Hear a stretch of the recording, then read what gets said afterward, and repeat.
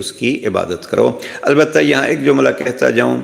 امام علیہ السلام نے نہج البلاغہ میں احرار کی عبادت، آزاد مردوں کی بندگی کیا ہے، امام فرماتے ہیں، اور امام کا اپنا یہ فرمان بڑا مشہور ہے، امام فرماتے ہیں پروردگار میں نہ تیری اس جنت کی لالچ میں عبادت کرتا ہوں، نہج البلاغہ کے الفاظ ہیں، اس لیے کہ اگر یوں تیری جنت کی لالچ کی عبادت کے لیے عبادت کروں تو یہ تو لالچیوں والی عبادت ہے کہ میں تیری لالچ کے لیے، بعض حدیث میں یہ ہے کہ یہ تو پھر تاجروں والی عبادت ہے، اس لیے کہ وہ جو کام بھی کرتے ہیں وہ اپنے منافع کے لیے کرتے ہیں، اور نہ جناب امام علیہ السلام فرماتے ہیں کہ نہ میں تیری جہنم کے خوف سے تیری عبادت کرتا ہوں، اس لیے کہ پھر تو یہ بزدلوں والی عبادت ہے،